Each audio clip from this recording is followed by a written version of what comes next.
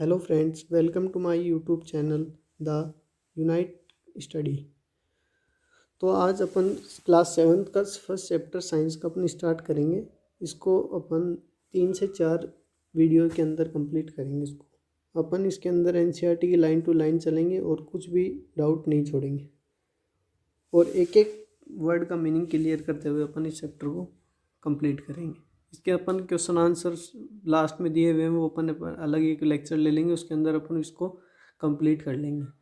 तो अपन स्टार्ट करते हैं इसको लाइन टू लाइन। आप एनसीईआरटी खोल लीजिए या इसमें वीडियो के अंदर भी आप देख के और पढ़ सकते हैं। In class 6th you have learned that food is essential for all living organism. You also learned that carbohydrate, protein, fat, vitamins and minerals are component of food. तो इसमें ये carbohydrate, protein, fat, vitamins, minerals ये food के components हैं। जैसे अपन food लेते हैं उसके अंदर, अब फूड के अंदर क्या क्या है जो अपने एनर्जी प्रोवाइड करते हैं। इसके अंदर प्रोटीन है, फैट है, कार्बोहाइड्रेट है, विटामिन्स एंड मिनरल्स। तो आपको मैं ये बता देता हूँ, प्रोटीन और फैट और कार्बोहाइड्रेट से एनर्जी मिलती है और विटामिन्स एंड मिनरल्स अपने को एनर्जी नहीं देते हैं। These components of food are called nutrients and are necessary for our body. In components को अपन nutrients कहेंगे and ये अपने शरीर के लिए necessary है। All living organisms require food. Plant can synthesize food for themselves, but animals including human cannot. सारे living organism, सारे जीव जंतु फूड की ज़रूरत होती है और फूड प्लांट्स तो अपने आप सिंथेसाइज कर लेते हैं और मैक्सिमम एनिमल्स भी कर लेते हैं, पर ह्यूमंस नहीं करते। ह्यूमन दूसरे के ऊपर डिपेंड रहते हैं।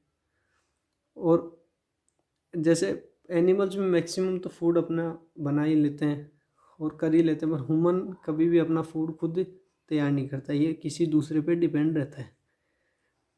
दे गेट इट फ्रॉम प्लांट्स और animals that eat plants.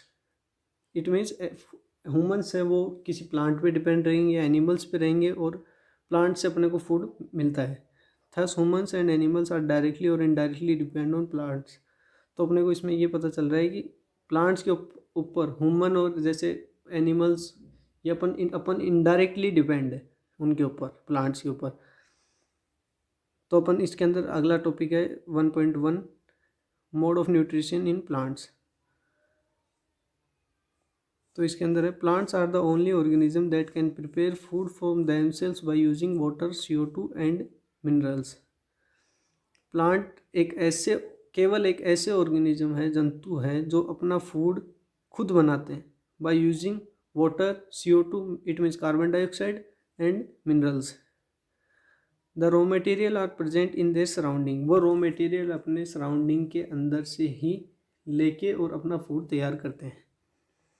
The next paragraph में अब, the nutrients enable living organism to build their bodies, to grow, to repair damage parts of their bodies and provide the energy to carry out life process.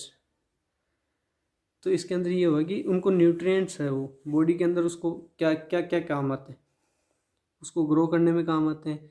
कोई body का damage हो गया, parts कोई destroy हो गया, कोई ख़राब हो, उसको रिपेयर करने में काम आते हैं और एनर्जी प्रोवाइड करते हैं अपने डेली एक्टिविटीज़ को करने के लिए। Nutrition is the mode of taking food by an organism and its utilisation by the body. Nutrition ये एक प्रोसेस को किस चीज़ को बोलते हैं अपन? न्यूट्रिशन एक ऐसा प्रोसेस है जिससे ऑर्गेनिज्म फूड का यूटिलाइजेशन यूज़ करता है बॉडी के अंदर, उसको अपन न्यूट्रिशन कहेंगे। The mode of nutrition in which organism make their food themselves from simple substance is called autotrophic nutrition. तो अब इसमें आई तो मतलब कि अलग अलग टाइप के आ गए ये ऑर्गेनिज्म, किस किस प्रकार, जैसे जैसे फूड के हिसाब से ही डिवाइड हो गए हैं। कि अब ऑटोट्रॉफिक आया सबसे पहले। तो ऑटोट्रॉफिक में अपने को ये पता चल रहा है कि जो अपने आप फूड बना लेते हैं बिना किसी की हेल्प से, अपने आप फूड्स यूज बना रहे हैं सिंपल सब्सटेंस से, तो अपन उसको बोलेंगे ऑटोट्रॉफिक। ऑटो मतलब सेल्फ और ट्रोफो मतलब नरिशमेंट, अपने आप को नरिश कर रहे हैं, न किसी की ज़रूरत है, तो उसको अपन बोलेंगे ऑटोट्रॉफिक न्यूट्रिशन। और जो प्लांट्स इसको बना रहे हैं उनको बोलेंगे ऑटोट्रॉफ्स।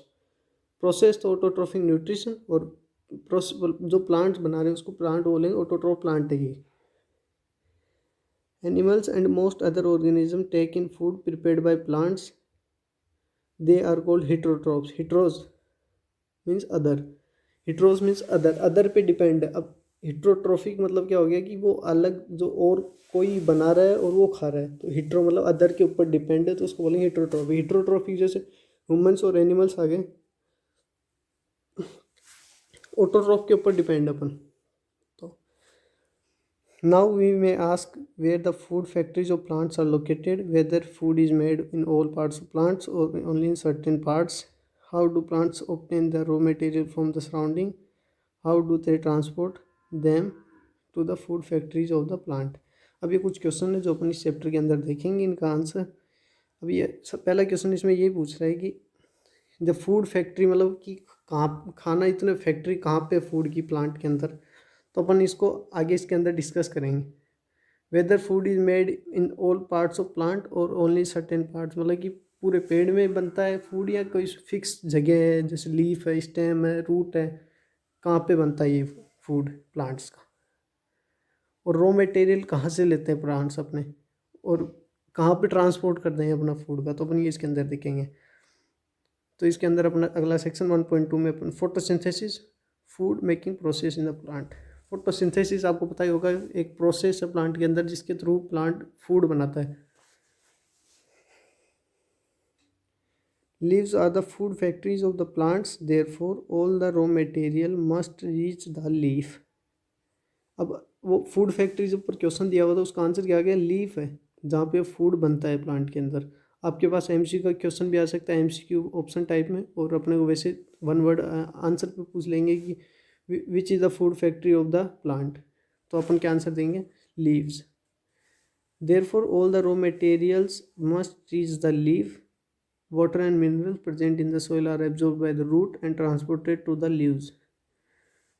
अब ऊपर एक और क्वेश्चन था, ऊपर वाले पैराग्राफ में देखो आप, फोटोसिंथेसिस टॉपिक से ऊपर, कि whether food is made all in all parts of plant और इन ओनली सर्टेन पार्ट्स, तो ये अब इसमें बता रहे हैं, और ये कहाँ से रॉ मटेरियल ले रहे हैं, तो उसका आंसर है कि जैसे अपन नीचे लिखा हुआ ही है कि सारा रॉ मटेरियल लीव को पहुँचना चाहिए, क्योंकि लीव्स ही है जो उसकी प्रोसेस चलेगी फोटोसिंथेसिस की लीव्स के अंदर। वाटर और मिनरल्स आपको पता है नीचे सॉइल में होते हैं, सॉइल से एब्जॉर्ब करके रूट, और वो लीव्स को ट्रांसपोर्ट कर देंगे और वहाँ पे अपने प्रोसेस चलेगी। और CO2 carbon dioxide from the air is taken in, next page पे देखना, taken in through the tiny pores present on the surface of leaves. अब CO2 भी चाहिए होगी, वाटर तो ले लिया नीचे से, वाटर मिनरल्स, तो अब CO2 चाहिए होगी। CO2 लीव्स के थ्रू, लीव्स के अंदर क्या है, स्मॉल पोर्स होते हैं छोटे छोटे, वो अपने को वैसे नेक डाई से नहीं दिखते हैं, उसको स्टोमेटा बोलते हैं अपन, उससे CO2 ले लेंगे प्लांट्स। और दीज पोर्स आर, फ्रेंड्स इसके अंदर जो भी जो लीफ के अंदर जो पोर्स होते हैं उनको अपन स्टोमेटा बोलते हैं, और जो पोर्स हैं उन वो सराउंडेड होते हैं, जैसे गार्ड सेल्स होती है, जो अपन नेक्स्ट क्लास में अपन डिस्कस हो जाएगा, वो आपको अपने आप पूरा पूरा ब्रीफ में समझाया जाएगा इसको। तो गार्ड सेल्स होती है, such pores are called as stomata, ये आपको मैं बता दी हूँ। पर आप ऊपर एक बार वो जो बॉक्स दिया हुआ है ब्लू कलर में, उसके अंदर देखिए सेल्स के बारे में बताया हुआ है। Cells, you have seen that buildings are made of bricks, similarly the body of living organism are made of tiny units called cells। ये ऐसे बोलना चाह रहा है कि जैसे के अंदर, जैसे कि कोई बिल्डिंग के अंदर ब्रिक्स है, उससे ब्रिक्स से जुड़ जुड़ के बिल्डिंग तैयार होती है, वैसे ही सेल से बन बन के अपनी बॉडी तैयार हो जाती है। Tiny units cell, basic unit cell अपने शरीर की। Cell can be seen under only the microscope, some organism are made of only one cell. तो सेल को अपन नेक्ड आई से देख ही नहीं सकते हैं अपन, उसके लिए माइक्रोस्कोप एक इंस्ट्रूमेंट होता है, उसके थ्रू अपन सेल को देख पाते हैं। और कई ऐसे ऑर्गेनिज्म होते हैं जो सिंगल सेल के बने हुए होते हैं, उसको बोलते हैं यूनिसेलुलर। यूनी मतलब सिंगल, सेलुलर मतलब सेल से बने हुए। और कई ऐसे होते हैं जो मोर देन वन सेल से होते हैं, उसको बोलते हैं मल्टी सेलुलर। मल्टी मतलब more than one, multi common word है, जैसे multicellular. Some organism are made of only one cell, ये तो हो गया। The cells is enclosed by a thin outer boundary called the cell membrane. Cell का मतलब ये एक स्ट्रक्चर बताना चाह रहा है कि ऐसे शॉर्ट में, तो आप बाकी तो इसको डीप में अपने आगे पढ़ लेंगे इसको। तो सेल जो बाहर मेम्ब्रेन होती है सेल की, उसको बोलते हैं अपन सेल मेम्ब्रेन। और उस most cells have a distinct और centrally located spherical structure called the nucleus. Nucleus cell के सेंट्रली लोकेटेड, सेल के अंदर एक सेंट्रल को जरूरी नहीं है, सेंट्रली लोकेटेड स्पेरिकल स्ट्रक्चर होती है, अलग ही होती है, वो न्यूक्लियस बोलते हैं उसको। उस न्यूक्लियस ही है जो सेल की पूरी एक्टिविटी को कंट्रोल करता है। ये क्वेश्चन पूछ लिया जाएगा कि सेल की पूरी एक्टिविटी को कंट्रोल कौन करता है, सेल मेम्ब्रेन जो, और कोई भी ऑप्शन दे देगा वो, तो अपने को क्या टिक लगाना है, nucleus. The nucleus is surrounded by A jelly like substance called cytoplasm. अभी न्यूक्लियस है, सेल के सेल मेम्ब्रेन है बाहर आउटर लेयर, और बीच में न्यूक्लियस है, और न्यूक्लियस और सेल मेम्ब्रेन के जो बीच में जो जेली लाइक सब्सटेंस भरा हुआ था उसको अपन साइटोप्लाज्म बोलते हैं। ये साइड में एक फिगर दिया हुआ है, इसमें कोई ऐसा है नहीं, जो न्यूक्लियस है एक ऐसे शो किया हुआ रफली डायग्राम है, तो उसमें न्यूक्लियस और साइटोप्लाज्म जो सेल मेम्ब्रेन और इसके बीच में, और सेल मेम्ब्रेन बाहर आउटर मेम्ब्रेन दिखाई रखी है। अब नीचे वही पैराग्राफ आ जाओ। अब वो स्टोमेटा वाले में फिगर 1.2 सी में आप देख सकते हो। 1.2 में सी अगले पेज पे है। अब ये देख लेते हैं एक बार। इसमें आप अपन देख लो, लीफ है, लीफ को नीचे से जूम करके दिखाया हुआ है कि ये स्टोमेटा एक ऐसे डायग्राम दिया हुआ है, उसमें गार्ड सेल्स दिखाई हुई साइड में और एक पोर है बीच में, उसको स्टोमेटल ओपनिंग कहा गया है। तो अपन अगला वो पैराग्राफ चालू करते हैं। Water and minerals are transported to the leaves by the vessels which run through like pipes through the root, the stem, the branches and the leaves. Water and minerals, leaves को कहाँ से मिलते हैं, वो अपने को पूछे कि वाटर मिनरल लीव्स के पास कहाँ से है, तो अपने को ये तो पता है, अपन पानी प्लांट्स के रूट्स में देते हैं, रूट्स के थ्रू कुछ तो ऐसी चीज़ है जो लीव्स तक पानी पहुँचा रही है, तो उसको थ्रू मतलब उनको पाइप बोलते हैं वैसे, वो ट्रैकेड वेसल्स। और ये जाइलम फिलोएम एक वर्ड है, जाइलम फिलोएम बोलते हैं, जो जाइलम तो वाटर एंड मिनरल्स को लेके जाता है, वो फिलोएम ऐसे फूड के लिए होता है, तो वो स्टेम को ब्रांचेज और लीव्स तक पहुंचाता है। They form a continuous path और passage for the nutrients to reach the leaf.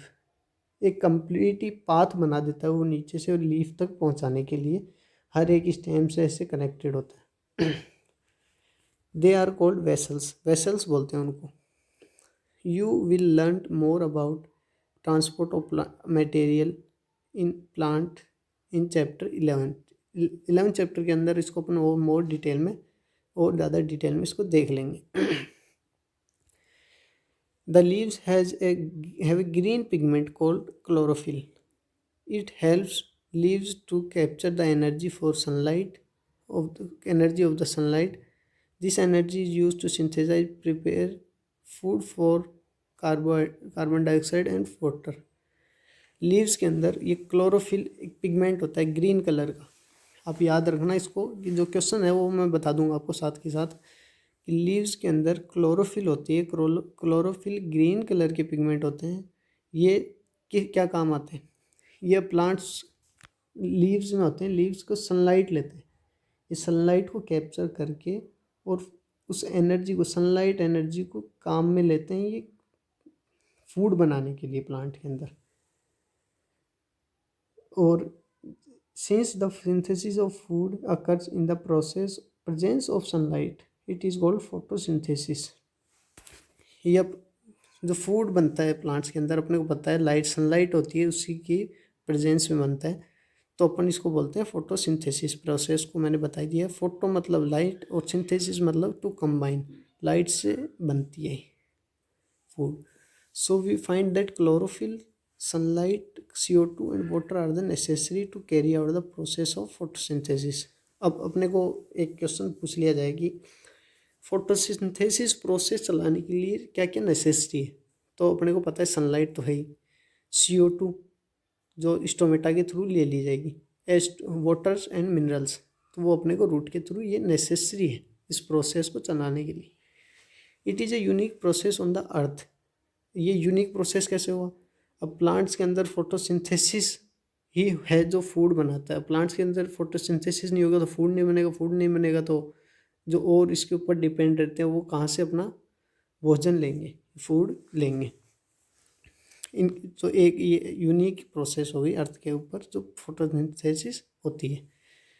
The solar energy is captured by the leaves and stored in the plants in the form of food. Thus sun is the ultimate source of energy for all living organism.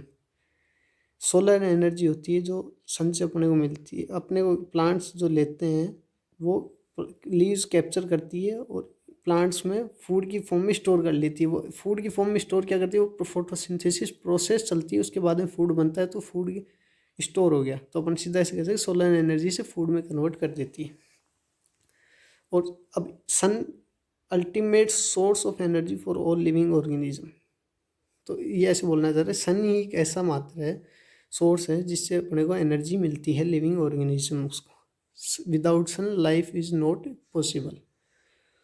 तो आज इतना ही आज की video के अंदर, और अगला जो अपन वीडियो चालू करेंगे इसके आगे से करेंगे।